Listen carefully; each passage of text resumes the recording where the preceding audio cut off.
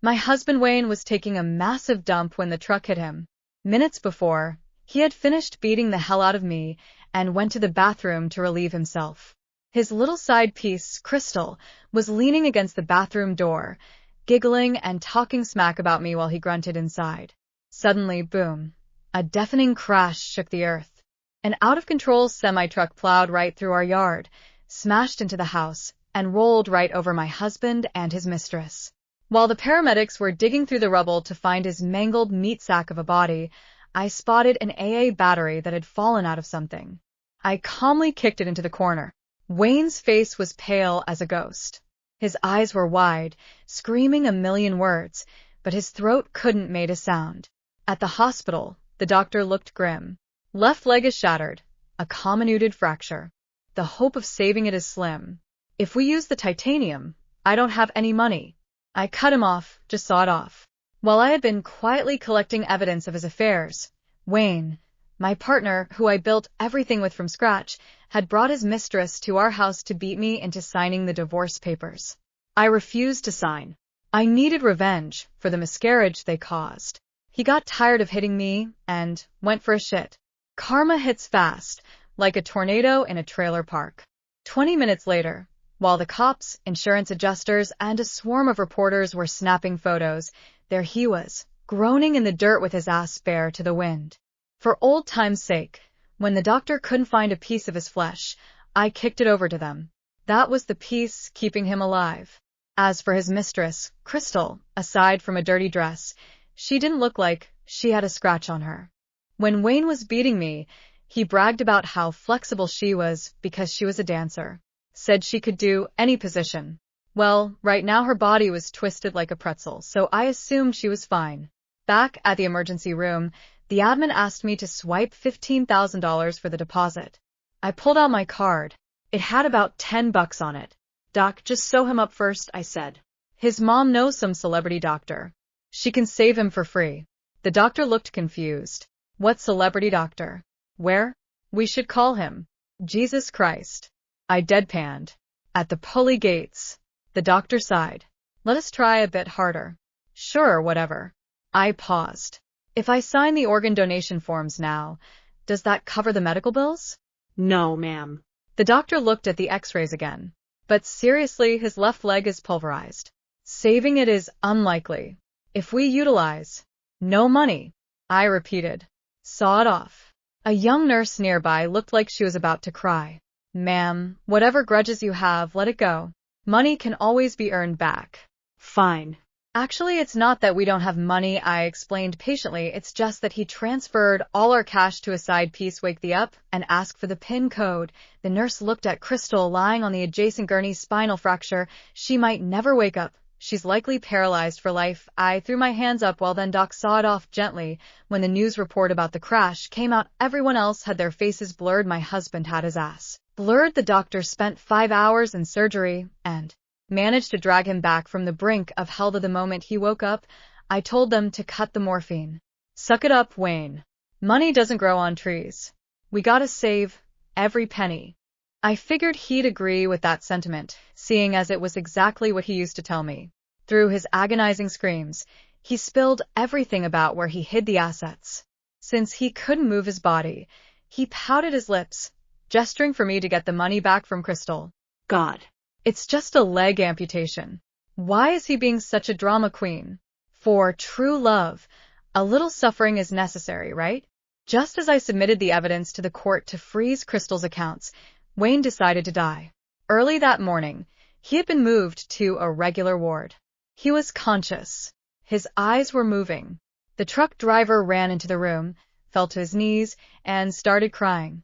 Can you write a letter of forgiveness, please? I said, sure. How many copies do you need? Suddenly, the bed started shaking violently. My husband, Wayne, screeched raspily from his throat, choked on his own rage, and flatlined right there.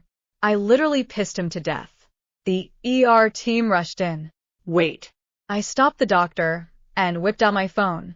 Let me record a TikTok, documenting the beautiful moments of life, you know?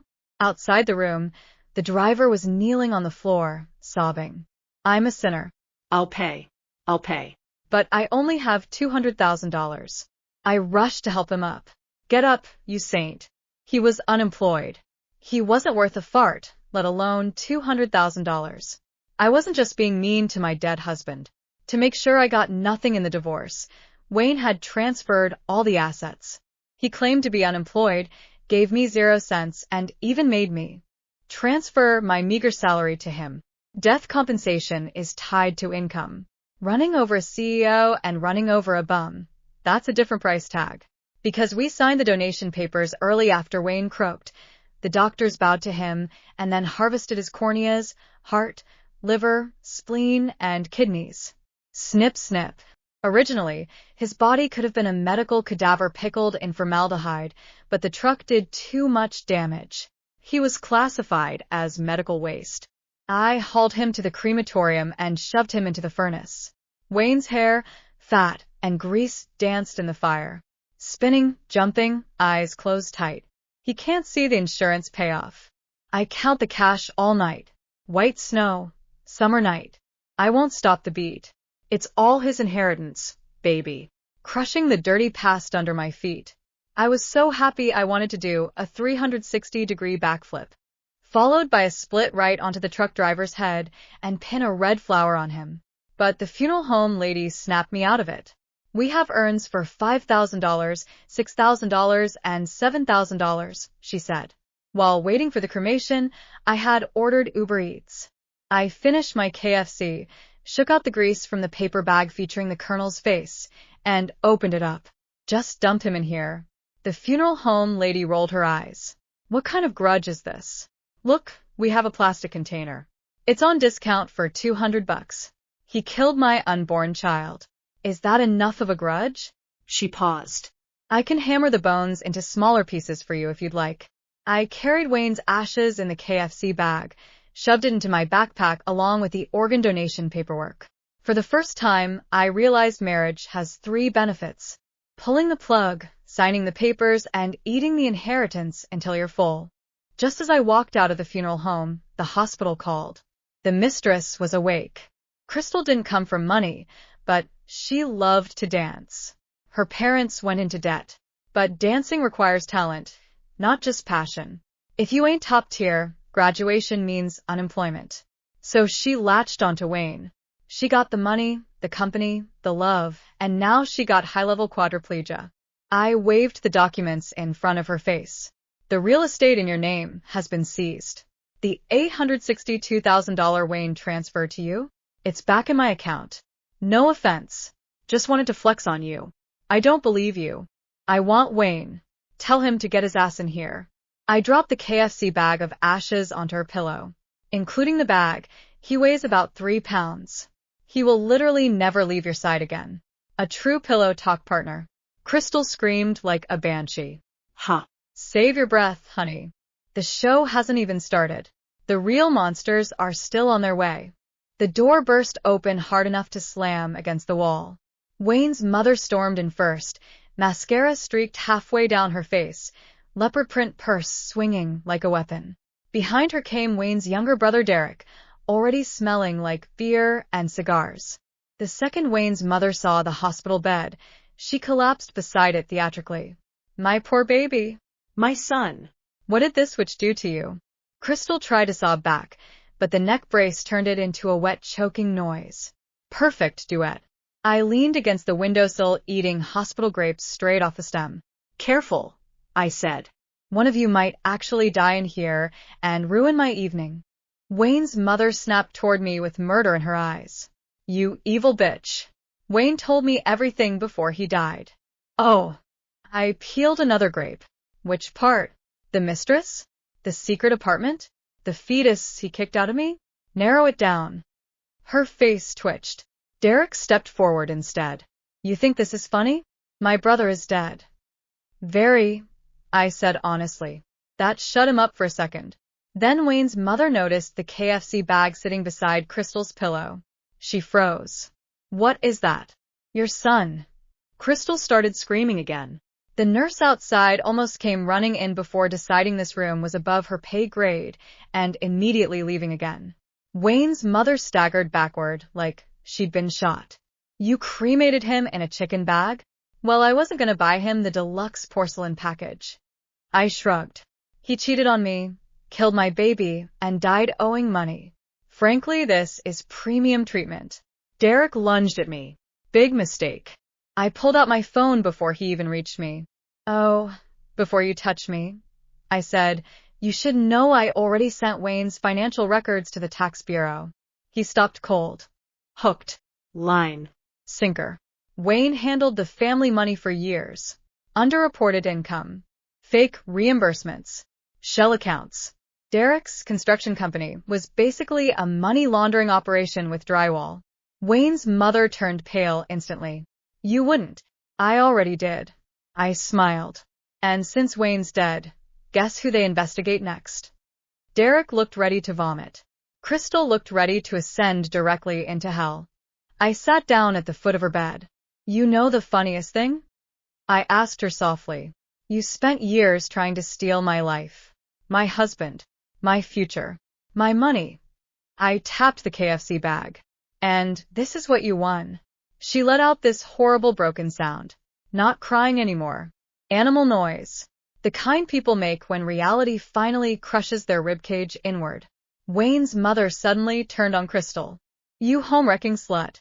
If it weren't for you, my son would still be alive. Crystal's eyes widened in panic. Oh, I said.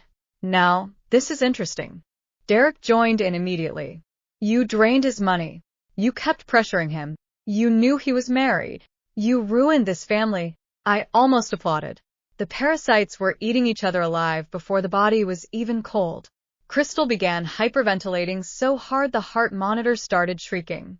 A nurse finally rushed in. What is happening in here? I stood up calmly and slung my backpack over my shoulder. Family bonding. Then I walked out while the monitor screamed behind me. The elevator doors closed. Silence. Pure silence. I stared at my reflection in the mirrored steel. No husband. No debt.